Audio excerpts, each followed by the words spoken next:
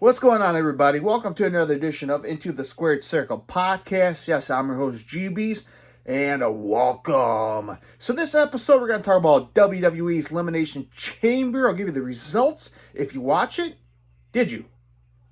It's okay. You don't have to lie to me. If you did it, it's okay. I have your results. Hey, did you watch New Japan Pro Wrestling Battle in the Valley? Also, did you? If you said no to both of them, what the hell? You're a pro wrestling fan. You should be watching. No, I'm joking with you. You know what?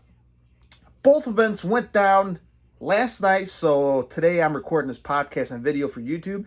February 19th. By the way, Into the Squared Circle podcast is available on YouTube, Twitter, Twitch, Instagram, and I think I said YouTube too. Well, I do have Facebook. There we go. I'm missing something. 5 social media platforms. Hit the like, hit the subscribe. Put a figure 4 in each one of them. Hit the like and subscribe. I said it 10 times. I'm on Coffee Addiction nonstop.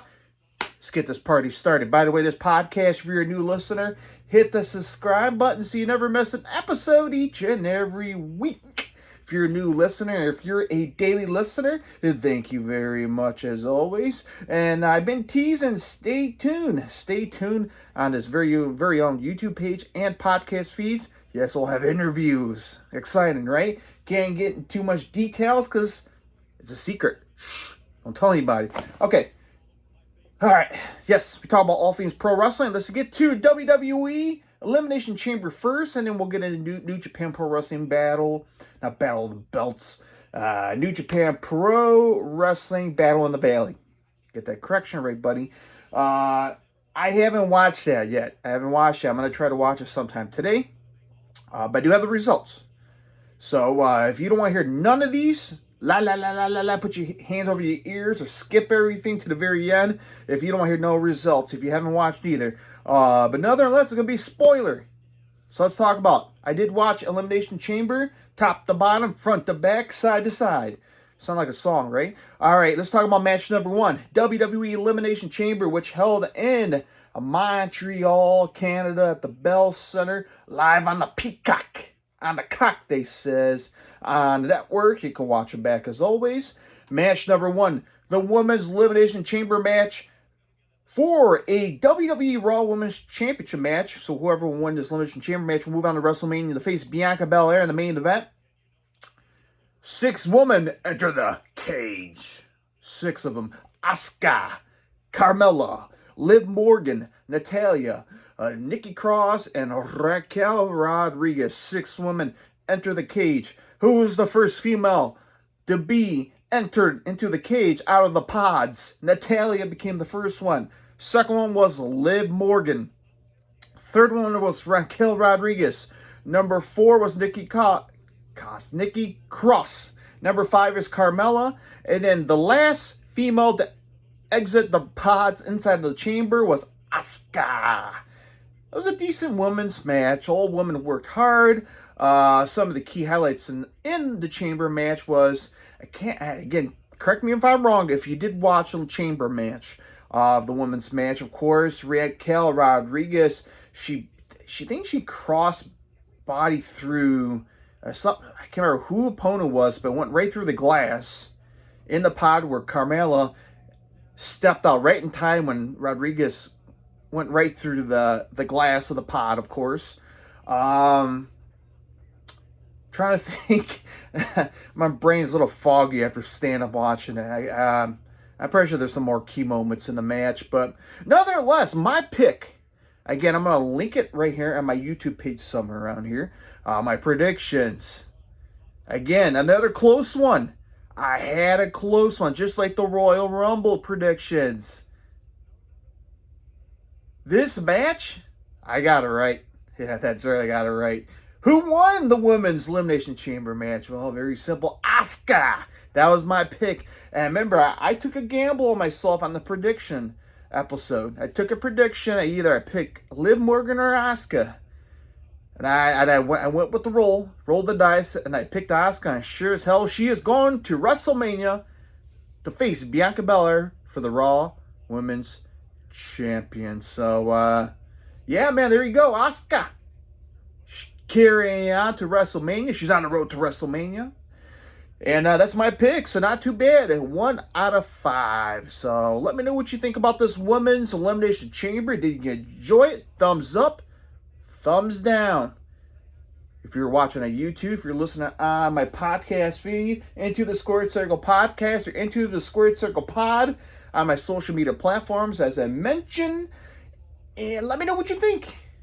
And yes, I did put a poll on my Twitter page, Into the Squared Circle. And I haven't checked it just recently, but last time I checked was 80% of you guys enjoyed it. A good 25% of you guys said you did it. So your voices, your choices. Sounds like a voting campaign ad. All right, let's move on to match number 2. By the way, the Chamber Women's match was 19 minutes and 30 seconds. If you're keeping tabs on time, I don't think a lot of people give a rat's ass, but I figure I'd throw it out there. All right, the shortest match out of all 5 of them, Bobby Lashley, good old Bobby, will face Brock Lesnar in a singles match. This was a 4-minute and 45-second match, the shortest match on the whole damn premium live pay-per-view or premium live event, however you want to call it. Oh, well, I have to admit this. I got this one wrong. I told you on my prediction episode that this was going to be a tough one to pick. In my opinion, I thought this match is going to carry on to possibly WrestleMania. Now, the prediction episode was recorded before SmackDown. Okay, now there's a little thing here. Bray Wyatt came out on SmackDown that Friday and issued a challenge to whoever will walk out as victory will face Bray Wyatt. I assume WrestleMania, if I had to guess. So Bray Wyatt wants his hands on whoever is going to walk out of this match. So I guess my predictions are wrong on the WrestleMania portion. Maybe I could be wrong. Again, it's only getting close towards the end of February. We still got the whole month of March. Things could change in the WWE.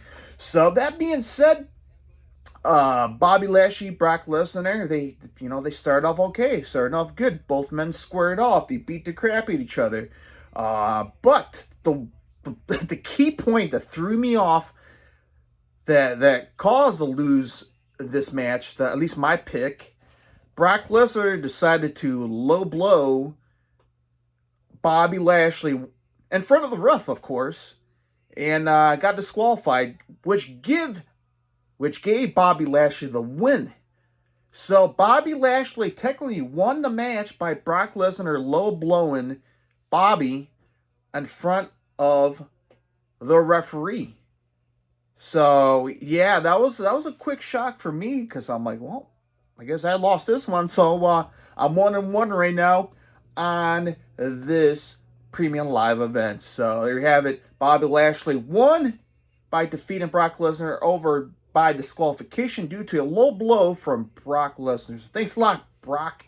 You screw up my nice little track. I can't even get a full card win. My predictions, but well, let's move on. Let's press on forward. Match number 3, Edge and Beth Phoenix versus the Judgment Day, which is Finn Balor and Rhea Ripley in a mixed tag team match. A 13-minute and 50-second match.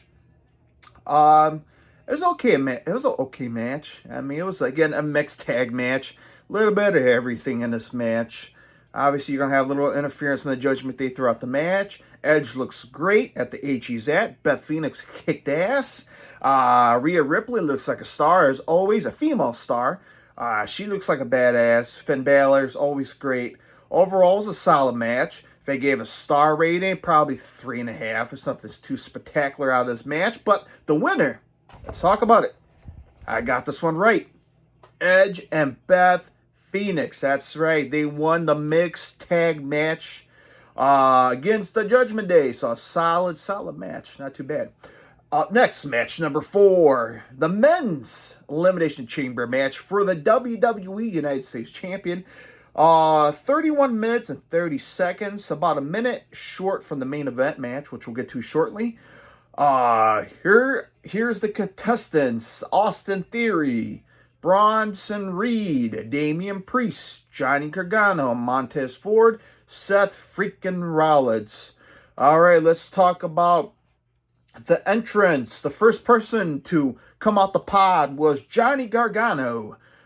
Second person came out the pod, Seth freaking Rollins.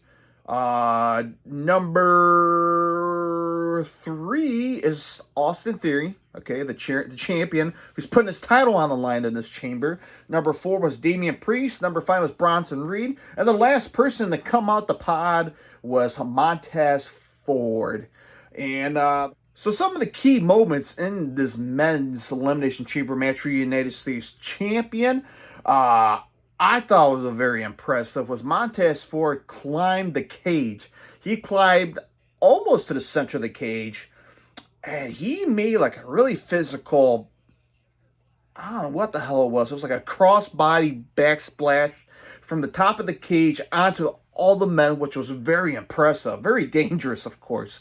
But overall, it was a good men's match, a chamber match. It was an excellent match, of course. The winner, let's talk about it. It was very close. And I got this one right. Yeah, okay, pretty good. And who's the winner?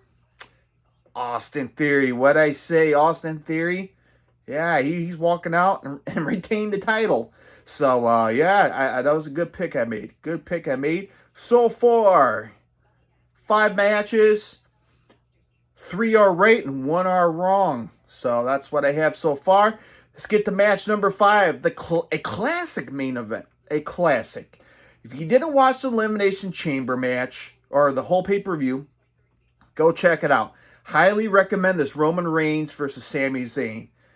And all different levels, how great this match was panned out and played out.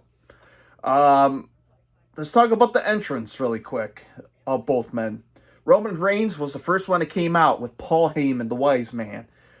And the crowd is hot. As I mentioned, they're in Montreal, Canada at the Bell Center, the home of Sami Zayn. You have Roman Reigns entering in territory waters.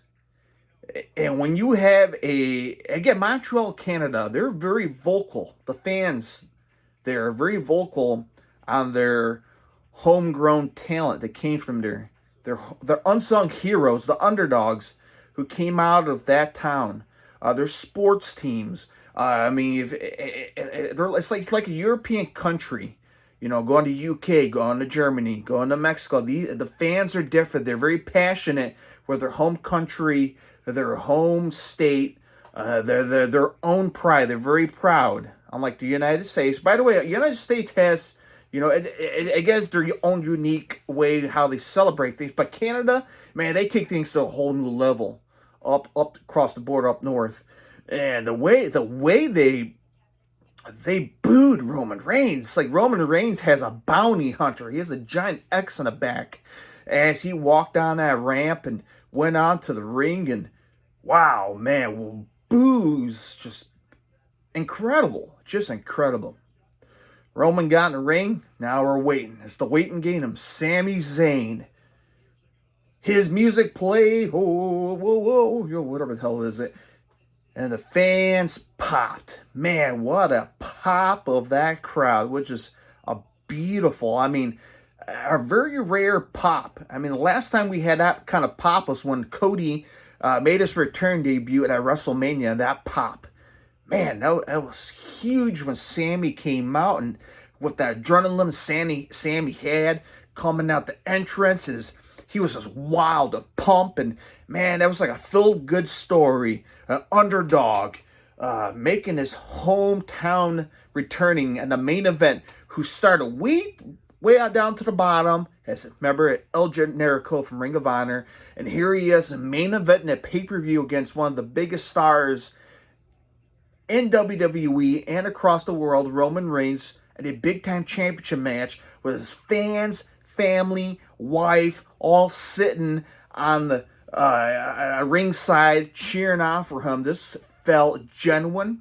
This felt real. This felt like it's going to be a big-time pro wrestling match. It's going to be a slobber knocker, and it sure hell was. Sure hell was a slobber knocker.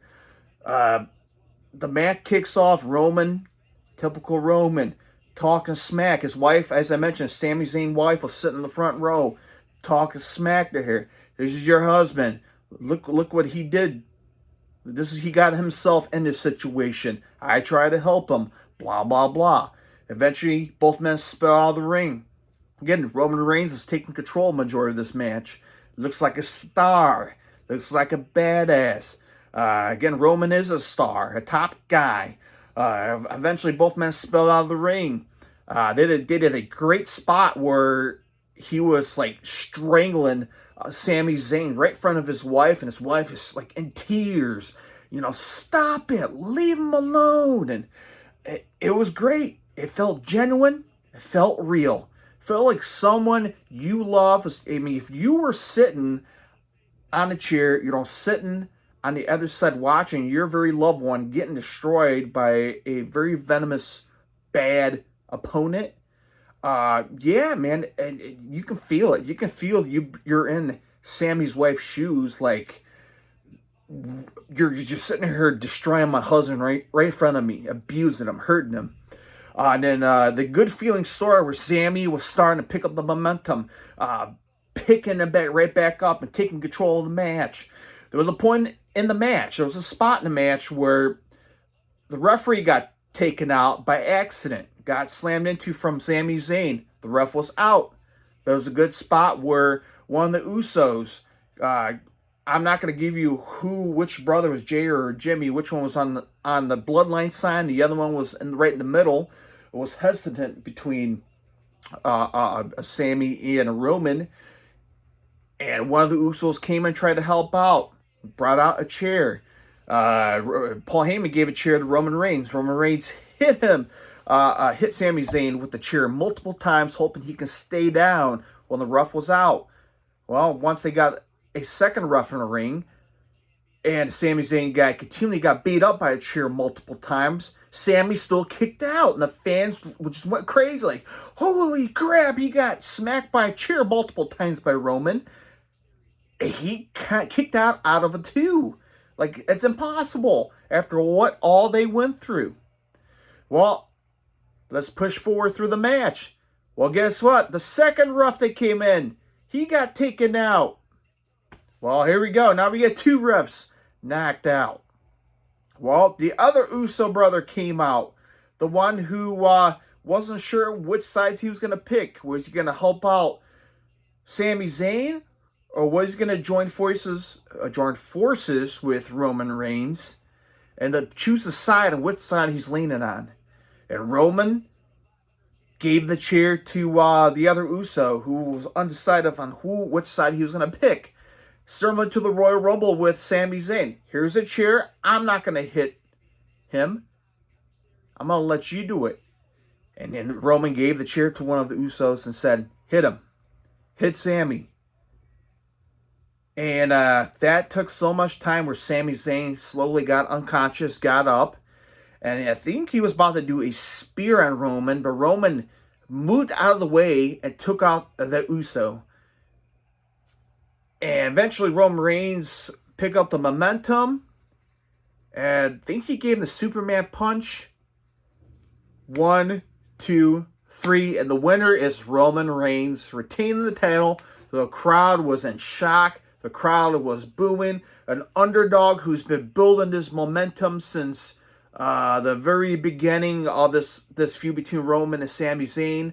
Ever since that massive big promo that Cody cut on, like, you're going to do it. I believe in you. You have this. You're going to win this. Then and in Sami Zayn's hometown crowd, he loses the match. And I was disappointed. Billions of fans across the world, all the fans in the Bell Center were disappointed. We were like, after all of this, he lost. And right after that match, there was a beatdown. There was a gang warfare style beatdown on Sami Zayn. The Uso, who's still part of the bloodline, you got Roman came in the ring, and they were just doing a beatdown Sami Zayn. Who's going to come out and save Sami Zayn? Guess what? It's no other than the other Montreal resident, another Canadian, a friend of Sami Zayn, who I haven't seen since the Royal Rumble, Kevin Owens, came out to the rescue, brought out a few stunners to everybody, cleared the ring. The last person standing was Roman Reigns, and Kevin Owens was about to give him a stunner to Roman Reigns. Instead of, he gave it to Sami Zayn, and Sami Zayn finished him and gave the crowd a proper ending that they should have had in the first place. But it was a good feeling at the very end, and fans got what they want, despite not winning the title, which was an excellent way. Again, they kept the title on Roman instead of pissing off the fans and sending them home upset and in a hostile crowd environment that's a big Sami Zayn environment. They still gave him a good feel moment despite Roman carrying the title. And that was one of the many plans I mentioned in my prediction. Plan A, I picked Roman retaining the title, which I picked. Plan B was it's going to be nobody's going to win. It's going to be a draw, and this match will turn into a triple threat or fatal four-way at WrestleMania. So they decided to go through the route of Roman keeping the title, but they gave everybody a happy ending with KO, Kevin Owens, coming out saving Sami Zayn and giving the crowds a happy moment to walk out with a smile on their face. They got something out of it. So a nice, good feel moment, but still, Sami Zayn never achieved his dream of winning the title in his hometown. We'll have to see what's next for Sami Zayn. We'll have to see. On this coming Monday on Monday Night Raw, see what the goal is or what the future holds. But as of right now, we have Roman versus Cody Rhodes at WrestleMania. So there's your Elimination Chamber results and what's going on. Let's talk about New Japan Pro Wrestling Battle in the Valley. I haven't watched it yet. I'm going to try to watch it, but I'm going to give you the quick results. All right, so they start off with two pre-shows. The first one is Alex Coughlin versus J.R. Kratos. It's a 10-minute and 7-second match. The winner, Alex Coughlin.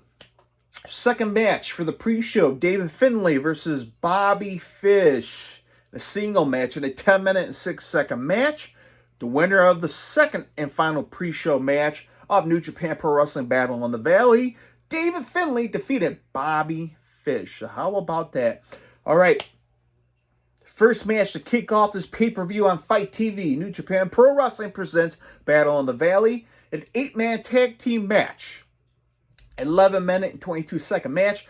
Kushida, Volador Jr., Kevin Knight, and the DKC versus Mascara Dorada, Josh Alexander, Agent Crest, and Rocky Romero. Who's the winner of the 8-man tag match? Team Kushida. As I mentioned in my prediction show, I wasn't sure. How the outcome was going to be a close one. I ended up picking Josh Alexander and Rocky Romero, but I got this one wrong. Team Kushida won the 8-man tag match.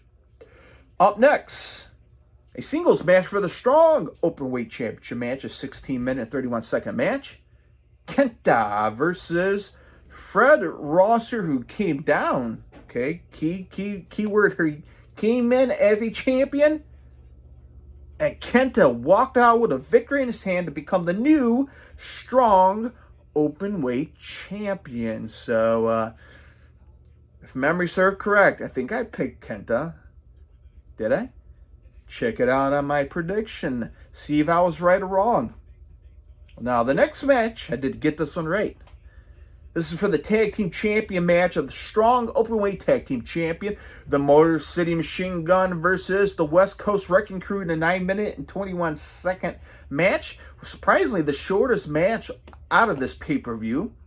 The winner, the Motor City Machine Guns. They were my pick, and they walked out as the Strong Openweight Tag Team Champion. Up next, loser leave New Japan Pro Wrestling match, a 19-minute and 7-second match. Well, Eddie Kingston versus Jay White. Whoever will lose will leave New Japan Pro Wrestling. I told you on my prediction that this is going to be a tough one. It's going to be a 50-50. I said Eddie Kingston was going to win. I have a feeling he's going to be sticking around with Japan for a while. Jay White, I had a good feeling he might leave Japan for good. The stipulation was that match he had in was a Sapporo over in Japan against Hikuleo. Whoever lost that match, to clarify this whole thing, is Hikuleo defeated Jay White in Japan, and Jay White has to leave New Japan in the country of Japan. Now, this is his last chance to be in New Japan Pro Wrestling, as he has to face Eddie Kingston here in the United States, which Eddie Kingston defeated Jay White. Now Jay White is no longer part of New Japan Pro Wrestling for good, unless he decided to come back in the next probably 10, 15 years. So we'll have to wait and see. But again, Eddie Kingston defeated Jay White. Now, where Jay White's going to go now? He's going to go to WWE. Will he make his appearance at WrestleMania and surprise everybody? Or will he show up at AEW? Will he show up at Impact Wrestling? We'll have to wait and see for Jay White. Up next, Filthy Tom Lawler versus Homicide in the Filthy... say that twice. Filthy Rules fight. I guess that's simple to say. Well, I pick Homicide. That was my pick in my prediction video post. And the winner of the match was Tom Lawler in a 16 minutes and 22 second match. So there you have it. Up next, Zack Sabre Jr. versus Clark Connors. I picked Zack Sabre Jr. I'm a big fan of his. By the way, he defeated Clark Connors by submission. Surprisingly, for a guy who's Zack Sabre Jr. likes to stretch his opponents like a pretzel. He knows how to make his opponents submit. So Zack Sabre Jr. walk out with the New Japan Pro Wrestling World Television Champion. Up next, a women's match for the IWGP Women's Champion. Mercedes Moné versus Carrie. My pick and my predictions, I wanted Mercedes Moné to win the title here on U.S. soils. And guess what? I got it right.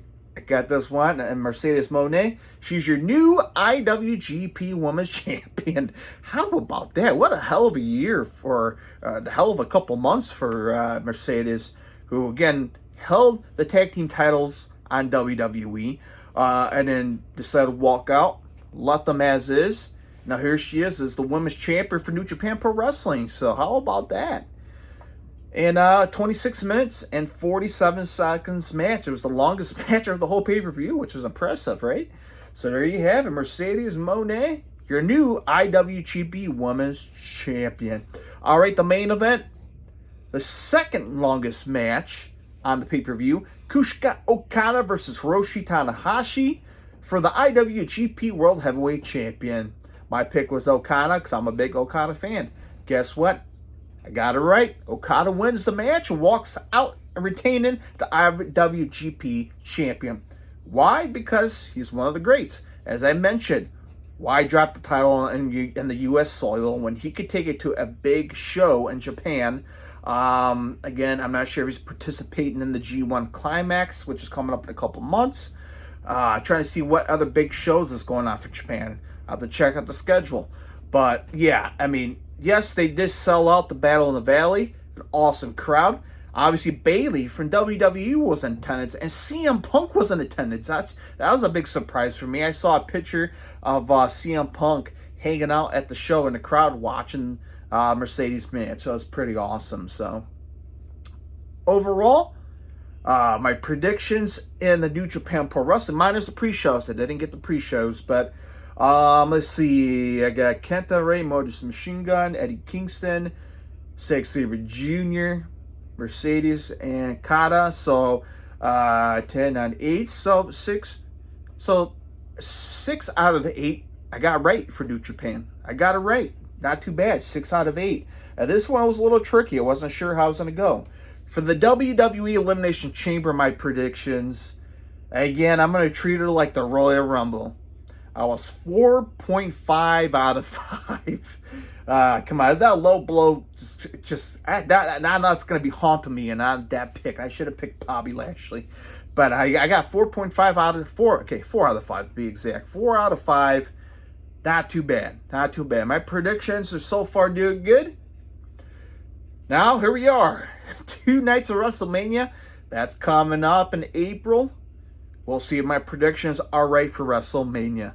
So in the meantime, fans, enjoy the road to WrestleMania and see what's going to lead up to April 1st and 2nd.